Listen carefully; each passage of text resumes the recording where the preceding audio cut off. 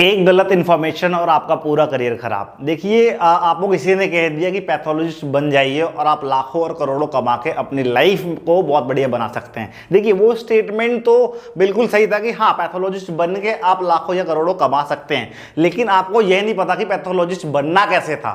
आपको किसी ने कह दिया एमएलटी कर लीजिए, या तो डीएमएलटी कर लीजिए या बीएससी एमएलटी कर लीजिए और आप पैथोलॉजिस्ट बन जाएंगे और लाखों करोड़ों कमा लेंगे। तो ये देखिए, लैक ऑफ इंफॉर्मेशन, एक ऑथराइज्ड इंफॉर्मेशन या गलत इंफॉर्मेशन की वजह से आप एक ट्रैप में फंस जाते हैं और एक इमेजिनरी वर्ल्ड में रहते हैं कि आप लाखों करोड़ों इस कोर्स को करके कमा लेंगे।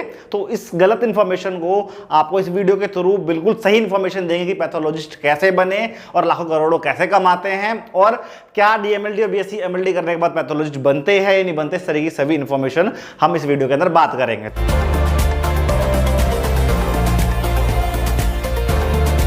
तो वेलकम टू आवर चैनल पैरास्किल मैड, और आज की वीडियो में हम बात करेंगे पैथोलॉजिस्ट कैसे बने। तो जैसा कि आप स्क्रीन पे देख सकते हैं, पैथोलॉजिस्ट कैसे बने, पैथोलॉजिस्ट बनकर आप करोड़ों कमाए, जैसे कि इन्फॉर्मेशन आप देख पा रहे हैं। तो इस वीडियो को स्टार्ट करने से पहले अगर आप हमारे चैनल पे नए हैं या ऑलरेडी आप हमारी वीडियोस को देखते आ रहे हैं तो हमारे चैनल को सब्सक्राइब करें, बेल आइकन जरूर दबाएं, बिकॉज यहाँ पे मेडिकल और पैरामेडिकल से रिलेटेड वीडियोस आप तक टाइम टू टाइम लाते रहते हैं। तो चलिए वीडियो को स्टार्ट करते हैं, समझते हैं पैथोलॉजिस्ट बनते कैसे हैं आप। उससे पहले आपको मैं बताना चाहूंगा बहुत ही बेसिक सा डिफरेंस। अगर कोई बच्चा, क्योंकि देखिए आप पैरामेडिकल या मेडिकल स्टूडेंट और आप हमारे चैनल पर वीडियोस देख पा रहे हैं, तो आप अवेयर हो जाइए और एक ऑथेंटिक नॉलेज लीजिए, एक सही नॉलेज लीजिए और सही अवेयरनेस फैलाए, सही चीजें, सही इंफॉर्मेशन आगे पहुंचाए।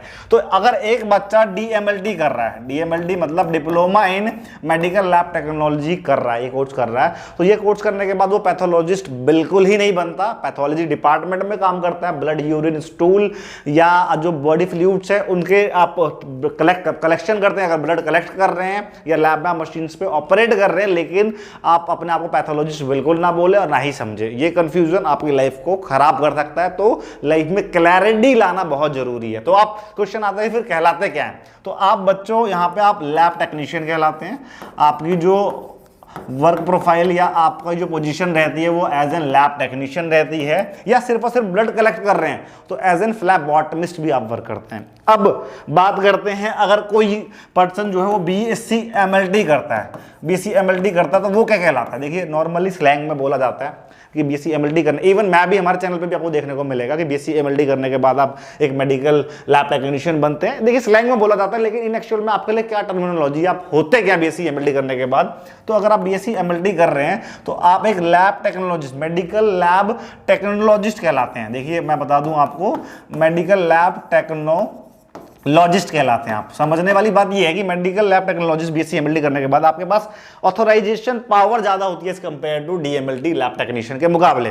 तो ये डिफरेंस रहता है और नाम जो है वो दोनों में डिफरेंस को दर्शाता है, एक डिप्लोमा है और एक बीएससी एमएलटी है। अब सवाल उठता है कि सर ये तो बता दिया, लेकिन पैथोलॉजिस्ट क्या होता है। तो पैथोलॉजिस्ट को समझते कि पैथोलॉजिस्ट होता क्या है। तो पैथोलॉजिस्ट को समझने से पहले आप उस कहानी को समझिए, पैथोलॉजिस्ट बनने के पीछे की कहानी को समझिए। देखिए, पैथोलॉजिस्ट बनने के लिए आपको 10th अगर पास कर लेते हैं तो 11th क्लास में आपको फिजिक्स, केमिस्ट्री, बायोलॉजी, बोले तो साइंस लेना पड़ता है आपको। तो 11th के अंदर क्या लेना पड़ेगा बेटा आपको, 11th एंड 12th में किसकी पढ़ाई करनी पड़ेगी, साइंस की पढ़ाई करनी पड़ेगी आपको। साइंस के अंदर आपको फिजिक्स, केमिस्ट्री एंड बायोलॉजी लेना पड़ेगा। जब आप 12th पास कर लेते हैं, 12th पास करने के बाद आप बच्चों, आपको एक एंट्रेंस एग्जाम देना होता है जिसका नाम होता है नीट। 12th पास करने के बाद कुछ परसेंटेज होते हैं आपके, 12th में इतने होने चाहिए, एलिजिबिलिटी क्राइटेरिया होती है, उसकी बात नहीं करेंगे। तो आपको नीट एंट्रेंस एग्जाम देना होता है और नीट के थ्रू जो है आपको 5.5 साल का कोर्स होता है एमबीबीएस। 5.5 साल का कोर्स होता है एमबीबीएस, जिसके अंदर आपको टोटल 5.5 साल देने होते हैं और एमबीबीएस करने के बाद आप एक डॉक्टर बन जाते हैं। लेकिन यहाँ कहानी खत्म नहीं होती कि आप एमबीबीएस करने के बाद एक पैथोलॉजिस्ट बन जाएंगे। इसको समझने से पहले, इस वीडियो को आगे बढ़ाने से पहले, अगर आप पैरामेडिकल या मेडिकल स्टूडेंट है, ऑलरेडी आप हमारे सब्सक्राइबर है या आप नए सब्सक्राइबर है, अगर आपको आपकी पढ़ाई में, चाहे वो आप डीएमएलटी कर रहे हो, डीआरआईटी कर रहे हो, डीओडीडी कर रहे हो, कोई भी, चाहे वो बैचलर का कोर्स कर रहे हो पैरामेडिकल के, उसके अंदर दिक्कत आ रही है, आपको एकेडमिक में दिक्कत आ रही है, सेमेस्टर एग्जाम में दिक्कत आ रही है, कॉम्पिटेटिव एग्जाम में आगे दिक्कत आ रही है तो पैरास्किल मैड के नाम से आपको आपके प्ले स्टोर पे एप्लीकेशन मिल जाएगा, बाकी लिंक डिस्क्रिप्शन बॉक्स में मिल जाएगा, या आप अगर iOS यूजर है, एप्पल यूजर है तो www.paraskillmat.com डाले, वहां जाके आप अपने कोर्स को देखिए, जो भी आप कोर्स कर रहे हैं, कुछ डेमो वीडियोस देखिए, आप अगर समझ में आता है तो कोर्स में एनरोल कीजिए। आज तक का पूरे इंटरनेट पे सबसे सस्ता कोर्स जो है वो हमने लॉन्च करा है एंड प्राउडली, ठीक है, ये मुझे बताते हुए बहुत प्राउड फील हो रहा है कि लिटरली सबसे सस्ता कोर्स है और पूरी कोशिश करी है हमने आपको एक ऑथेंटिक और एक अच्छी इन्फॉर्मेशन, अच्छा नॉलेज देने की वहां पे। बाकी आप जाए और एनरोल करें, समझ में आता है तो आप एनरोल कर सकते हैं और एप्लीकेशन को ले सकते हैं। अब बढ़ते हैं हम आगे कि सर अगर अभी आपने कहानी बताई, जिस कहानी के अंदर हमने 11-12 में आपने क्या लिया, साइंस लिया, फिजिक्स केमिस्ट्री बायोलॉजी ली, 12th अगर आपने पास करा, अच्छे नंबर से पास करा तो आपने एक एंट्रेंस एग्जाम दिया जिसका नाम नीट था, और नीट देने के बाद आपने एडमिशन लिया MBBS के अंदर। नीट क्वालिफाई भी करना होता है, बहुत टफ है, लेकिन अगर आप करने वाले तो डेफिनेटली आप कर सकते हैं। लेकिन हम एक जर्नी समझ रहे हैं पैथोलॉजिस्ट की।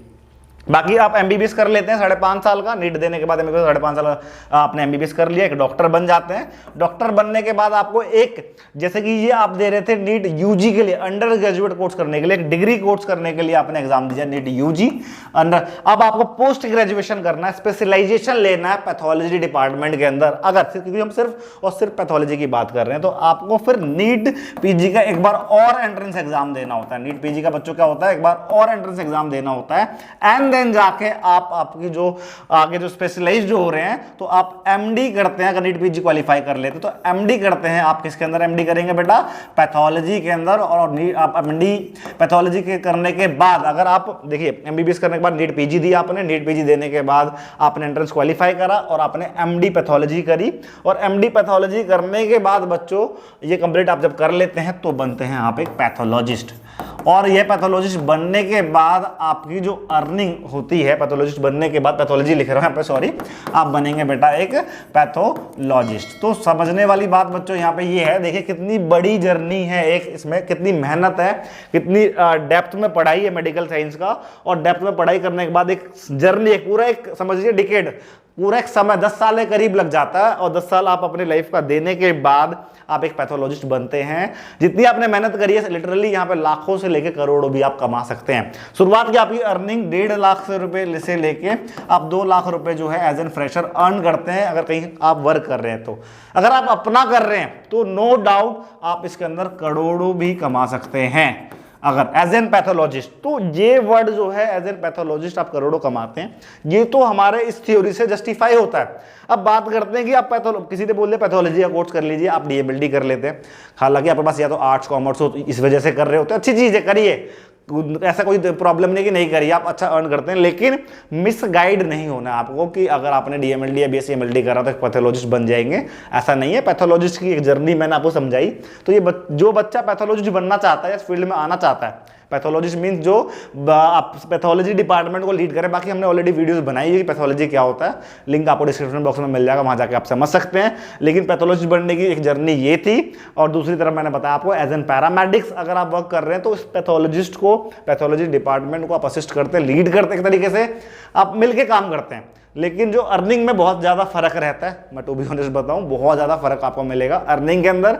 तो ये सोच के बिल्कुल ना करें कि पैथोलॉजिस्ट बनने के बाद आप करोड़ों कमाते हैं, बिल्कुल कमाते हैं पैथोलॉजिस्ट, ये वाली जर्नी फॉलो करते हैं। अदरवाइज एज एन पैरामेडिकल जो है बच्चों, आपकी जो आप डिपेंड करता है 20 से 25 हज़ार रुपये। अगर BSc MLD करते हैं, अच्छे से करा है, आपके पास अगर अच्छी नॉलेज है, स्किल्ड है, प्रैक्टिकल नॉलेज अच्छी है तो अर्न कर सकते हैं। बाकी इसके अंदर भी कमाने को 70 से 80 हज़ार रुपये तक आप जा सकते हैं BSc MLD करने के बाद, मेडिकल लैब टेक्नोलॉजिस्ट बनने के बाद। और भी अर्निंग के तरीके अगर आप जानना चाहते हैं तो कमेंट बॉक्स में मेंशन करें। लेकिन आज की वीडियो में हमने समझा कि पैथोलॉजिस्ट होता क्या है, क्या डिफरेंस होता है कि DMLT या BSc MLT या आप MD पैथोलॉजी करते हैं पैथोलॉजिस्ट में, इस तरीके से सभी डाउट्स को क्लियर करा। तो मुझे आशा है कि आपको इन्फॉर्मेशन मिली होगी। तो मिलेंगे इसी तरह की इन्फॉर्मेटिव वीडियो के साथ नेक्स्ट वीडियो में। आज और अभी के लिए बहुत बहुत धन्यवाद।